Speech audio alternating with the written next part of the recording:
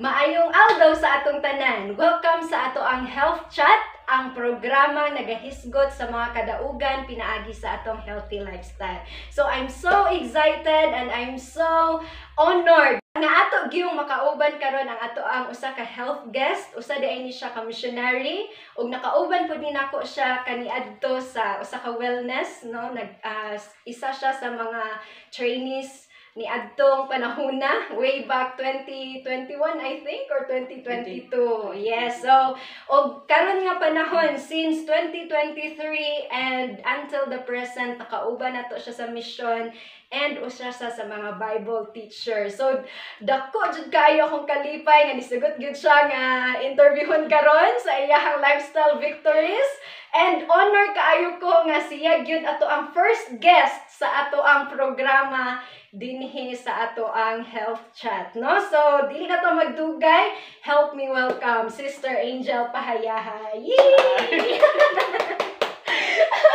So welcome sa program, Sister Angel. Makulbaan lang ako. Thank you.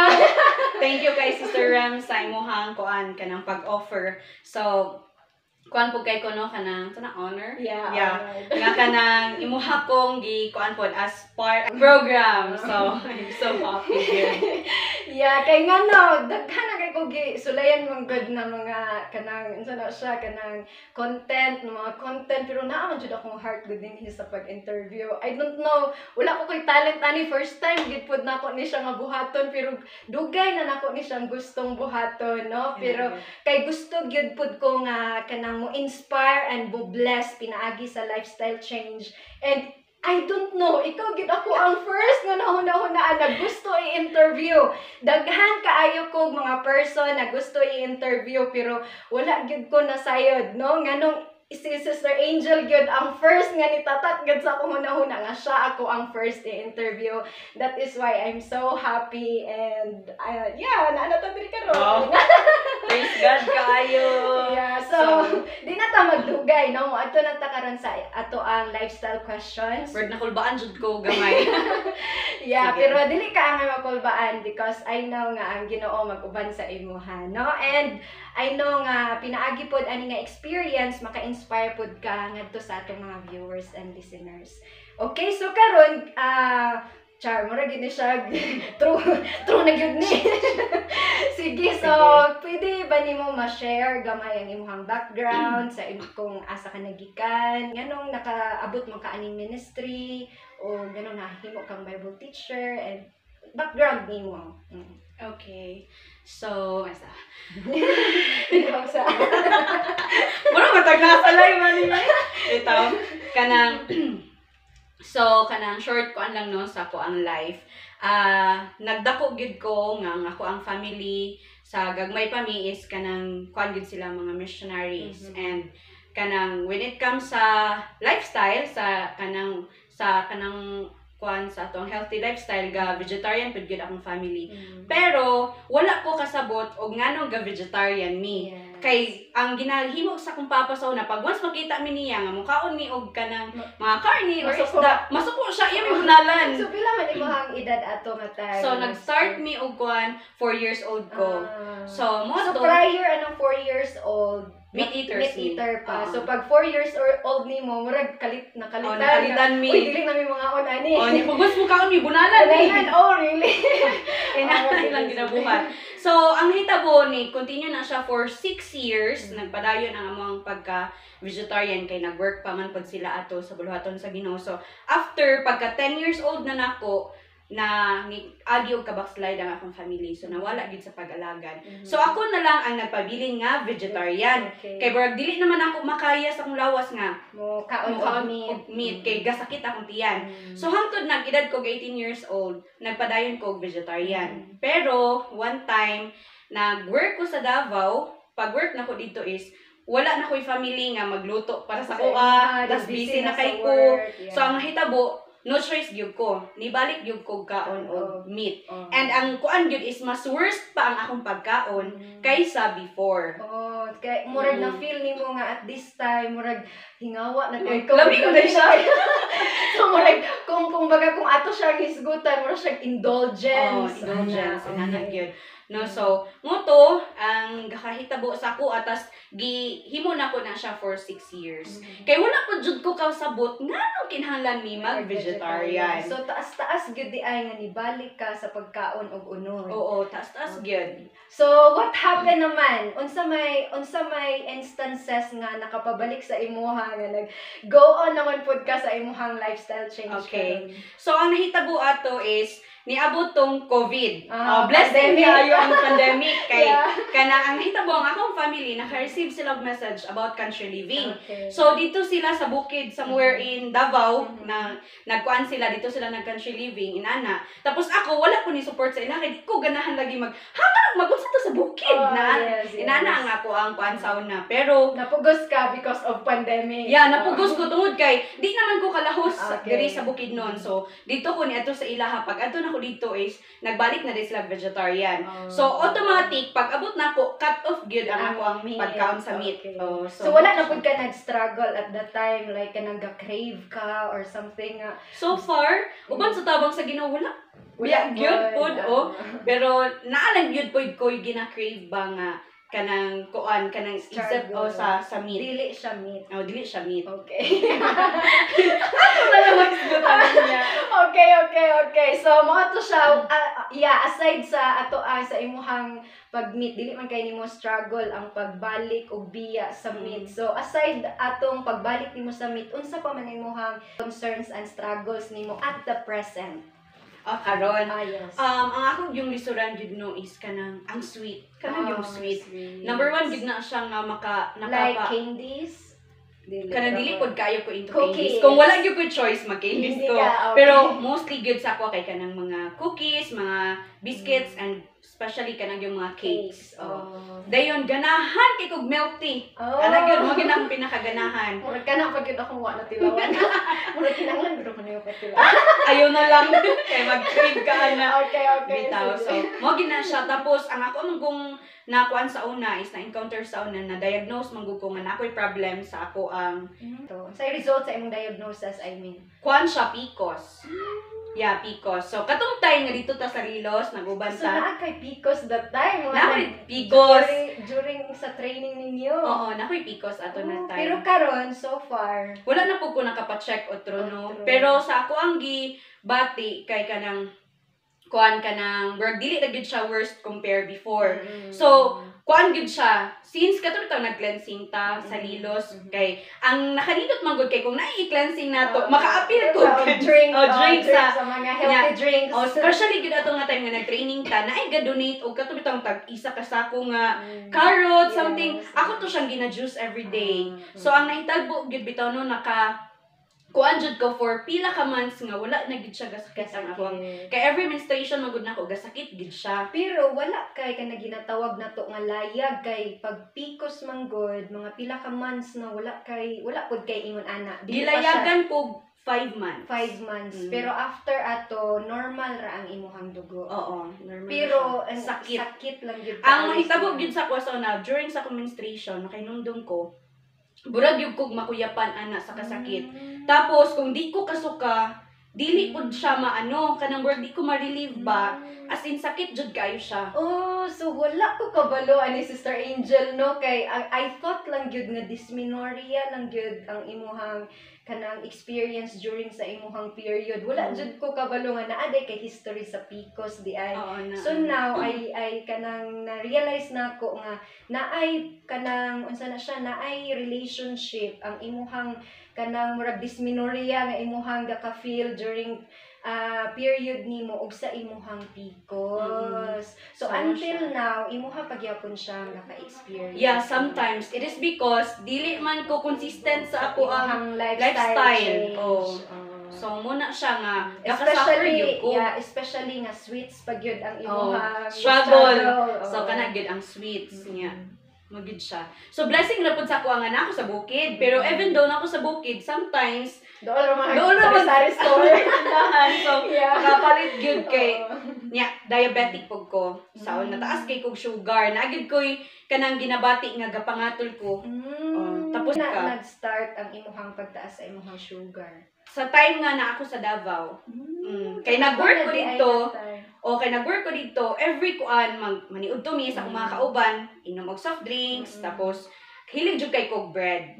Kana gid siya niya. Taas ba niya unya white rice pag gid akong ginakaon. So, yeah, pero di ba last time nag-check man to di ari, pero medyo baba dili naman to siya. Nana ka sa pre-diabetic. Yeah. Yeah, nana ka sa pre-diabetic, pero I thought nga ana ra gid to imong sugar, wala jud ka naka-share ba na. Taas gid kay kong sugar. So before pa lang di ay naa gyud di ay kay kanang diabetes, no? Diabetic na di ay gyud ka before. Kaliwat pud gyud namo pod. So by genes pod and through lifestyle naka-experience gyud pod di ay ka nga nahimo kang diabetic. But praise God kaayo no kay during sa imuhang pag lifestyle change after pandemic na pre-diabetic na. Yeah, congratulations. so blessing jud kayo sa ako ang pandemic. Yeah. Kay mao pud siya ang way nga gigamit sa Ginoo para iya ko matawag balik. Yeah. Puhon kung makabalik ta sa to ang program dinhi no kanang wala ta kabalo tungod kung magpadayon ni Sister Angel sa iyang lifestyle change at kabalo nga mahimo na pud niyang victories ang iyang karon kay naman siya sa pre-diabetic stage niya karon, so pinaagi sa iyang lifestyle change basin og ma-reverse na ang iyang diabetic nga problem and also sa imuhang PCOS no. Yeah, so karon unsa man ang katong ang imuhamang first nimo nga nakabalik ka for lifestyle change is katong pandemic, right? Katong naa ka dito sa inyong bukid, but unsa may nakapa-interest sa imuha or naabay person nga nag-encourage sa imuha or nasabtan na bagyod nimo nganong nag-lifestyle change ka and nganong nagka-interest ka nga imuhang i-continue until karon? Okay. So, kanang pinaagi pod no sa tabang sa Ginoo, pinaagi sa ihang mga books. Ang first gid nga nag-introduce nako about sa kaning nag-inspire nako nga mag-change sa lifestyle is kaning Ministry of Healing. Yes. Kaning gid ang pinaka first nga book nga ako nabasa. Yeah, isa po na siya sa mga favorite books during college nako. Nice education na book. Yeah. And also, sa time nang gidala ko sa Ginoo sa mga people, no? Like sa inyo or sa mga people nga ako na-encounter nga mga kuan gid sila kanang health conscious, no? So dito jud ko mas na-inspire nga hala no ninduta kaayo nila no. Yes. Tapos isa pod nga word nga ako isa pod ka line ay kanang quotation ni Ellen White ba nga akong nakuan bitaw nga kanang maka-help siya sa imuhang understanding, mas maka-develop ang imuhang dili cloudy ang imuhang mind. If kanang mag-lifestyle change ka, labi nag imong atimanan ng imuhang pagkaon and everything. Yeah, so isa na siya nga nakakuan kay gusto jud kay ko that time. Gusto jud kay ko makabalo sa word sa Ginoo. Simba-simba ra ko sa una pero wala ko kasabot nganong nagsimba ko, nganong nagalagad ko. So gusto ko nga mas makabalo. Pero ko dungog no sa usa ka wali nga kung magsigid ko kaon og kanang karne, muhabol ang akong hunahuna. Yes. Nga, sapod na ka ng mga, kuan lagi ka ng mga sweets. No? Yeah, and naka-remember pud ko nga, sige, kag ingon nga limtanong nakaayo ka. Yeah, limtanong kay ko. Tungod kay ang akong pagkaon, dili lang kay mga meat, dili lang kay tangis, kung dili, ang ako pong pagkaon kay taas kay ka ng MSG. Kay ganahan kay kog ka ng mga palami-lami lagi. Yeah, and also, ang kinatibuk-an nga lifestyle, bilar, tungod sa imuhang kind of work.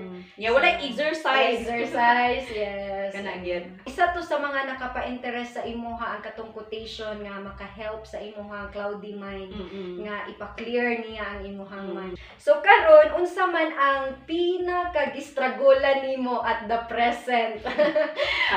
aside sa kanang sweets no kay of course pag lifestyle man good wala ra man gud ta naghisgot about sa food, but sa other parts sa lifestyle nimo unsa pa man ang imuhang gistragolan? Kuan siya. Ang first good kay exercise. Mo gid na ako ang pinakakuan kay di inconsistent man ko. Pag may ganahan ko exercise ko karon. Binabanat. Anton mamaulan kapuyo na dayon, amundang na dayon.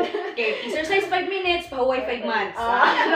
No, so kana ang akong giisa kay na kanang ka-remember ko always gyud ko gina-encourage ninyo ni Ate Michelle na sige kanang exercise judgel inana. Pero niabot ang time nga katong work nakaagi ko og kanang medyo na stress ko or na depressed ko kay nakita ko sa akong life inana. So dito ko mas na-encourage. Pero mo lagi pag once nga ma-okay na ka, mo stop na pod. So muna akong Ka-struggle pinaka-struggle. until karon. Until karon. Okay, so pero willing ka no naagi hapon sa imuhang desire nga Yeah. hopefully imuhang ma-maintain or ang imuhang unsa na siya ma-consistent ka sa imuhang Kana pag-exercise. gyud. Yeah, then sometimes man good ang bisan ako no usahay kay ma-feel pud nako kapoy kay mag-exercise ug ikaw ra isa no. Labi nag gusto nimo dado nang imuhang kauban sa balay or parehas ako nang kuy bana gusto nako siya ikauban mag-walking pero dili ko niya maubanan ana no. Kapoy gyud siya. Mo nang importante pud kaayo no nga kanang ang success is dili lang nimo siya ma-achieve nga ikaw lang isa mas nindot gyud pud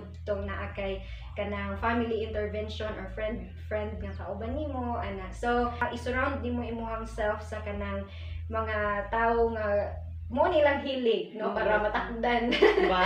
Yes. So far unsa man ang imuhang ginapadayon nga kanang lifestyle change karon nga hantod karon makaingon ka nga ako apa ni siyang gina-practice. Aside sa pagkaon nimo sa imuhang exercise, ga-strive man ka karon sa imong exercise, how about sa imuhang pagtulog, sa imuhang stress management, sa imuhang temperance sa mga butang-butang. Yeah. Sa imong social connection kay part man siya sa lifestyle kay kinatibuk-an man ang ato ang unsa man ang imuhang ginapadayon pa karon.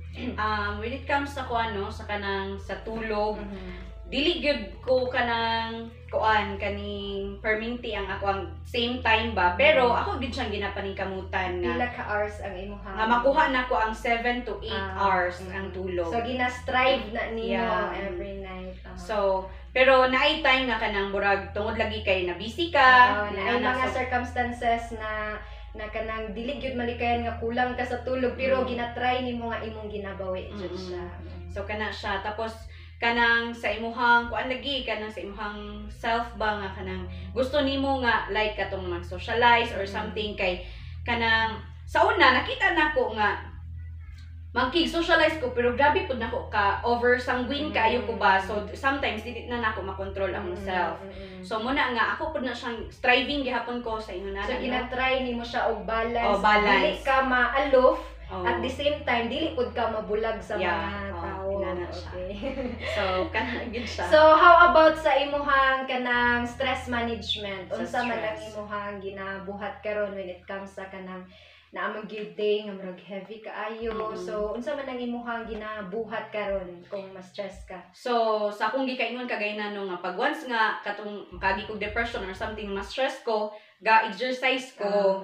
Kay tungod kay kanang kay ma-feel man gyud nako nga unlike before nga pag once ma-stress ko gusto ra jud ko magpundwa sa kwarto. Magkulong tas dapat dark ang ako ang room tas dito ra ko magsikog hilak mamina og mga sentimental music something inana. Pero karon uban sa tabang sa Ginoo nga diha na ko nahibaw-an nga ang exercise is best day siya sa makakuan siya sa ato ang stress, no? So moto nga kanang every time nga ma-stress ko gusto ko mag-exercise. Inana siya. So how it feels na after ka ma-stress nag-exercise ka, unsa man imuhang bation after ana? Akong ma-feel kay dili kay ko inana ka emotional compare siya before. And then mas happy ka. Mas happy. Bisag na ako kay problem. Nahunan siya pero murag okay, lang murag kanang dili man gyud nato mawala na kanang ma-erase gyud nato ato ang problem pero kanang murag naara siya diha, murag dormant ra siya. Gid mari hinumduman nimo usahay pero unlike gyud before nga as in magsiik og hilak inigawas ako sa kwarto dagko kay kog eye bags, no? So inana siya pero dako gyud kay ikatabang ang exercise. Yes. And also I know nga ga-meditate ka, di ba? Dako pud kaayo siya og kanang katabang especially kung ma-stress ka, exercise, meditation, murag mo gyud ni siya ang twins. Ang ako yung pinakaganahan pod no kay kanang sa time nga mag-meditate ko sa Ginoo during evening. Tapos mas prefer ko nga ako lang isa. Kay ngano maka-vocal mangud ko sa Ginoo kanang bro sa ako ba kay mas prefer ko nga ako gyud siyang mastorya. So muna nga usahay ihilak na ko sa Ginoo. Kay ngano ako mang niana jud ko nga Ginoo gusto ko nga ikaw ako ang best friend. Kay ngano kung nako ipang istorya sa imo ha dili man nimo imarites uban. So kay kung imarites man good niya makabalo ka nga ay hadeng nasa mo na himo mas stress. So muna nga usahay kanang akong ginakuan sa Ginoo. Ako bahala mo hila ko. Lord, bahala sa imong atubangan, emotional kayo ko. Basta kay ako ipagawa sa ako ang So kuan. after ana murag dapat din kag mahawa. Ang nakanindot gyud kay makatulog ko after. Oh, yes. Then naa din ko work kanang happy ay kanang peace bitaw ang imong nay peace ang imong heart ba niya. Malipayon ka at least napagawas na nimang sometimes man good ang kulang nato is natay ka istoryahan. Yes. Nya usay kay di man ta makaistorya sa uban kay brag di tayo na naka-confident. So muna nga mas better gid nga sa Ginoo. Yes. Ba? So usahay pud kay mawad-an pud dag trust sa tawo or Gani. mag-alanganin ta kay ala basig iyahan ni ingon or basig di ko niya masabtan. Oh, inana. Ana no. So Kasi niya akong i-judge, inana. i-judge. Yes. Bitaw. Lagi kay kita biyang tanan no kay naabi gid tay kanang ginapang-agian nga usahay kay ma-feel nato nga ikaw ug ang Ginoo ra ang Mo nakasabot. gyud, Oo. kana gyud. So, thank you so much kaayo Sister Angel sa imuhang presence karon no og sa imuhang mga victory sa imuhang lifestyle change nga hinaot nga na bless ang ato ang viewers karon. Thank you so much gid kaayo. And lastly sa dili pa ta magtapos no unsa man ang imuhang ikaingon sa publiko or sa ato ang mga followers, viewers nato nga para sa ilahang lifestyle change pod, encouragement para sa public. Diana. To ang ako lang yung ikaingon no sa mga naminaw nga kanang bahalag lisod, no bahalag hinay-hinay ang ato ang progress, at least ga-grow ta. No, especially gid sa atong health, atong i-treasure ang ato ang kanang ang lawas nga gihatag sa Ginoo sa atoa, no? Then na kabalutan nga ang atong lawas templo sa Ginoo, and at the same time atong i-treasure ang kanang good health nga gihatag sa Ginoo sa ato kay kung the more ta nga mag-abuse like para sa kuha sa una, magsigi kog abuse sa ato ang food, no? So kung the more ta nga magsigig abuse sa ato ang lawas, maka-face gid ang consequence, no? Daghan nga mga sakit ang atong maagian, pero kabalo mo makuan ko sa una, ha nganong magbiya man ta ani, nganong lami man ni nga nato man biyaan. Pero naa day siya purpose nganong gituyo sa Ginoo nga ipabiya ta sa inana ang mga butang tungod kay kabalo siya nga unsa ikaayo sa tua, no? So mo na nakanindot mo na nga ang ato ang pag-change sa atong lifestyle dili man diha dayon nga brag pina-abrupt na change na dayon ta. Yes. Pero it's a journey. Yeah, It's a journey siya. So pero ang gusto lang gid sa Ginoo nga makita pud nato nga naa gid tay kanang desire or naa gid tay handom nga naa gid kausaban sa ato ang kinabuhi sa atong lifestyle. Right. Yeah, thank you so much once again Sister Angel. No hinaot nga makabalik pa ka ni atong programa Health Chat. Ang programa nagahisgot sa kadaugan pinaagi sa atong maayong panlawas. Bye-bye. Bye. See you next Thank you. time.